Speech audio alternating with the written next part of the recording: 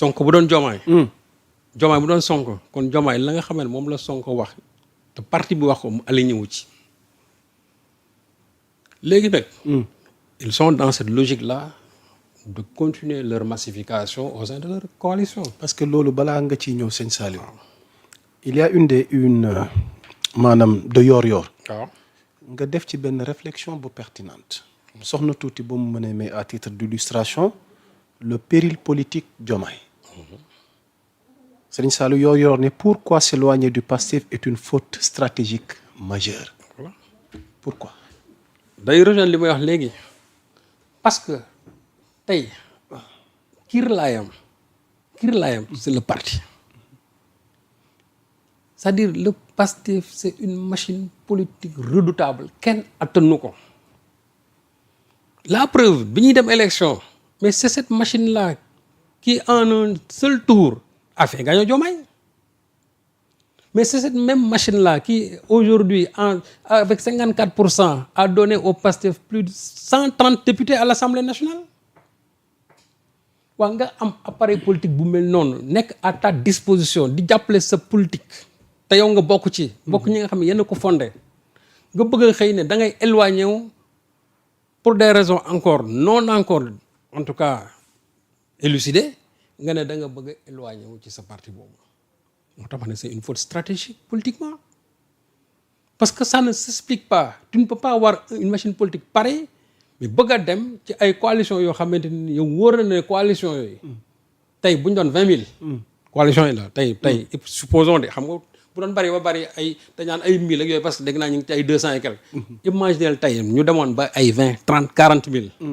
ñooñu tey 40 000 yooyu bu ñu demoon sax élection laa de bu ñu demoon élection ñooñu bu ñu demoon élection di nga gis ñu ci bëri na du ñu woteel sax Diomaye déet waay.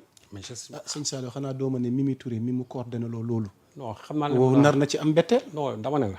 ak massification gi nga xamante ni moom moo am fan yi. ñaata yoon nga fi gis fii. waaw ñu ne bureau de vote. waaw diw dem na fa représentant mais ba ñu compté zéro la am dégg nga fa tey da ngay gis nit ñëw représenté nit ci bureau ñu def te compte ñu ne parti boobu zéro la fa am te pourtant am na fa représentant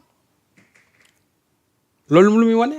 kat ko fa toogal sax moom voté lu ko te loolu mooy am parce que ceux-là qui viennent aujourd'hui ne dañuy daw di ñëw ci Diomaye président xam nga ñooñu conviction yi du leen fa c'est pas le projet de Pastef moo leen fi indi lan moo leen fi indi peut-être ay ndomba tàng lañu indi lan moo leen fi indi peut-être bëgg a xeex Ousmane Sonko parce que beaucoup d'entre eux ne peuvent pas Sonko loolu mooy dëgg parce que quand je vois certaines figures aujourd'hui di photo ak Aminata Touré vraiment de façon vraiment gay comme ça ça signifie que c'est comme si c'est une sorte de revanche bu ñuy jël sur Sonko alors que ñoo xam ne loolu c'est le cadet des soucis même de Sonko donc tous ces gens là ñenn ñi sax dem nañ ba naan c'est de la racaille ay résidus et c'est tout ça lu ñu mën a wax mais ñi nga xamante ne ñooñu ci système bi lañ bokk parce que boo xoolee ñoo xam ne dañoo ancré woon ci système bi yéen ñoo xam ne ni ils viennent de l'APR donc c'est une sorte de transhumance alors que les valeurs même du parti dafa dàq transhumance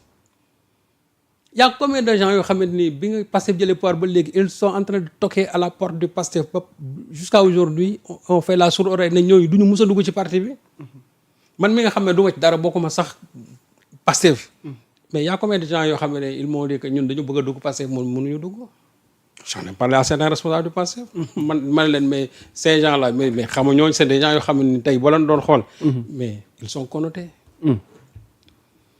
léegi nag ñooña nag ñoo ne léegi li exutoire nañ daw gaaw dugg ci Diomaye président bi ça leur permettra ñu ñëw peut-être ils vont se terrer là-bas ñenn ñi peut-être dinañ jàpp nañ ne ay ndomba tànk mën nañ ko faa am mais in fine c'est Diomaye qui perd xam nga Aminata moom dañ ko sant liggéey rek Aminata dañ ko sant liggéey rek tout en sachant que dans ci liñ ko liggéey bi ñu ko jox xam na ne du ci am dara Aminata Touré taat du ci am ndam la mu nga non moom xanaa nag jàppul nii dinañ ko dugal ci loo xam ne en fin de compte foras mais Aminata man am naa ci moom cofeel Aminata a dirigé ici la coalition de Benno Bokk Yaakaar ci législative yi gis nañ comment ça a fini xam nga in fine on a dit que c'était presque 50-50 mais élection yooyu boo ko xoolee ba ci biir Yewwi Askan Wi moo ko gañoon le Benno Bokk Yaakaar était minoritaire.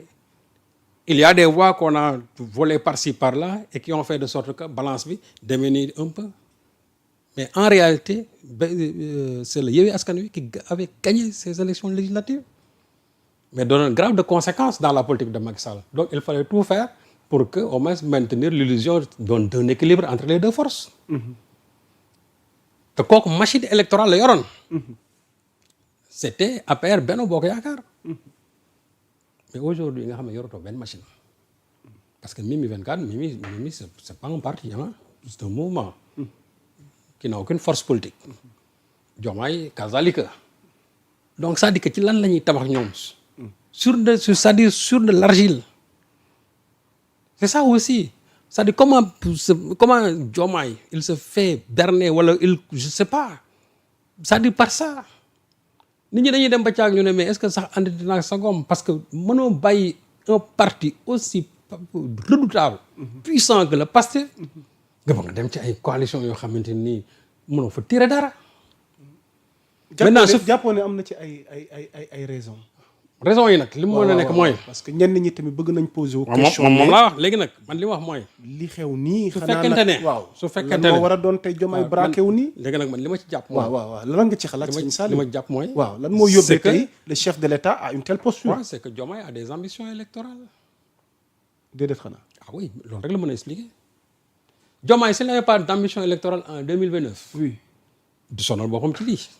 ok il ferait de sorte que son candidat qui doit être Ousmane Sonko mais mu gën ko dooleel ba pare battre la campagne comme Sonko l'avait fait mais su fekkee ne parallèlement dafay teg loo xamante ni dafay essayer concurrencer entre guillemets le Pastef. kooku damay jàpp ne peut-être dafa am ambition électorale. que in fine bu ñu demee ba caag ñu ne Diomaye président nañ ko def parti wala nañ ko def lii et cetera pour pouvoir porter sa candidature c'est tout. peut-être que am na ñoo xam loolu lañ koy gëmloo. loolu lañ koy gëmloo.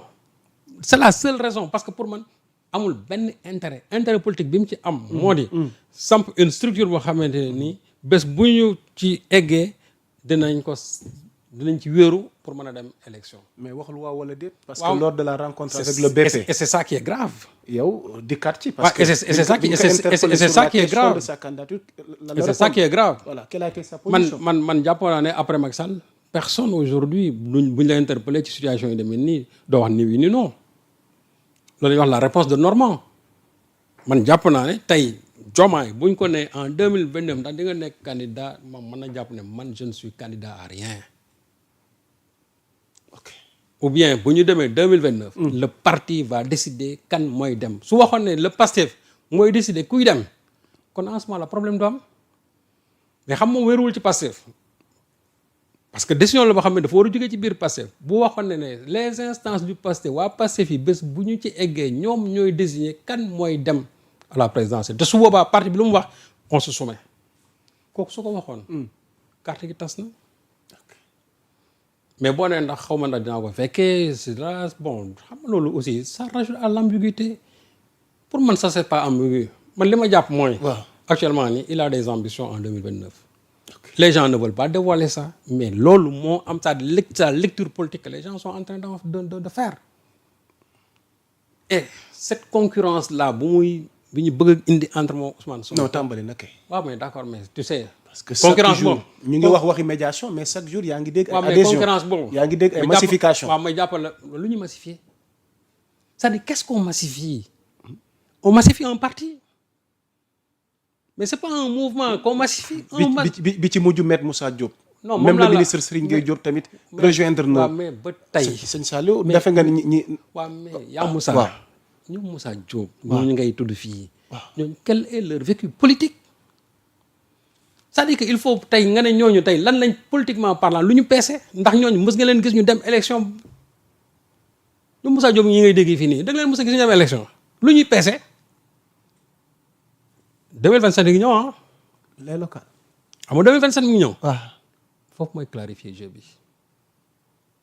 parce que les gens dañuy naan ay 2029 non la première mi-temps de 2029 c'est 2027. et c'est là où le Pastef doit montrer qu'en réalité. que moom moo fi nekk. lu nar a xew. le Pastef. waaw politiquement doit déployer les grands moyens, c'est-à-dire def benn razzia au niveau des collectivités locales en partant seul. En partant toujours seul, même si il y a la présence des alliés. Mais li ñu defoon ci législative yi ne le Pastef defaat encore la même chose. loolu nag mooy l'après 8 bi. xam nga l'après 8 bi Sonko doon wax. l'après 8 bi c'est-à-dire que mooy dès à présent il faut que les gens se mettent dans une position de bataille électorale pour 2027. parce que 2027 boobu nañ jàpp ne moom mooy première mi-temps mooy premier tour élection 2029.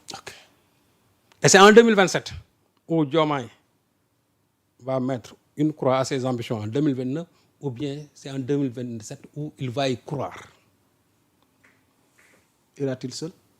waaw moom laa la wax c'est-à-dire que ci lay gëm ne moom 2027 2029 dina mën dem wala du dem parce que si le Pastef parvient à mettre la main sur l'ensemble des collectivités locales dina xam ne fii Pastef ne coalition newu fii coalition boobu moi j'aurais bien aimé ñoom ñu gën koo massifier te ñu nekk sur la ligne de départ des élections locales 2027 parce que loolu mooy clarifier jeu bi on est arrivé à ce point boo xam ne il faut que urnes yi départage leen donc man jàpp naa ne coalition boobu na ci Mimi gën a góorgóorlu na ko gën a massifier nañu am ay ambition en 2027 pour remporter des collectivités locales et on verra parce que c'est gis nga population bi ñoom ñooy déterminer c'est-à-dire ñoom ñooy départager parce que confrontation bi du entre Sonko et Diomaye non man je sais que ne Sonko vivre loolu je sais que ne Sonko vivre ay concurrence ak moom ak Diomaye pour quelle raison. yow nag nga jàppee ni guddi nu toll ni moom lay dundee situation gi am nii. kan Sonko. waaw non xam nga quand les gens disent man leen mais Sonko xam nga ne lii ébranlé wu ko Sonko a vécu pire que ça yow Yamoussa. tu penses que Sonko mën na vivre lu gën a metti que lu mu vivre sous le régime de Macky Sall. c'est ce qui est en train de se passer là. mais c'est absolument rien pour man c'est Sonko c'est un épiphénomène. lan moo xew y a absolument rien. ànd gu rafet gi nar a tas. waaw moom laa la wax non ànd gu rafet gi nar a tas. mais suy tas Sonko wax na ko moom du jóge ci man. parce que Sonko deful lenn loo xam ne war na ko tas tey. au contraire. Sonko daf ne Diomaye dellusil ci kër gi. wax na ko ci meeting bi. waaye ki lay wax dellusil ci kër gi mais kooku daf laa bëgg su la waxoon gënal ci kër gi ñu mën wax. mais nee na Diomaye dellusil ci kër gi mais kooku jàmm la la yéene parce que ci kër gi nga amee lépp. yow soo jàppee ne kër ga nag mënatoo faa am dara. nga dem ber sa daara d'accord. mais assume-toi et puis il faut être prêt aussi à vivre toutes les conséquences qui vont en découler. mais Sonko nag a alerté.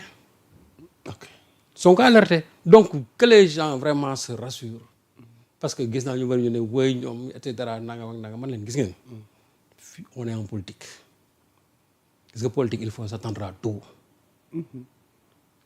C'est des cassures, c'est des replâtrages, c'est des déchirures, encore c'est des réconciliations. Loolu mooy am di politique. C'était pas souhaitable de voir ñaar ñi nga xamante ne jàpp nañu ne c'est l'espoir du Sénégal, l'espoir du projet. ñu egsi fii mais tey su egsee nii mais c'est à cause de Diomaye. lan moo ko war a mën a métti ci Sonko. mais c'est-à-dire gisuma loolu. xam nga tey man am na ñu ci am seen xalaat. waaw xam nga man jàpp ni est-ce que du posture Sonko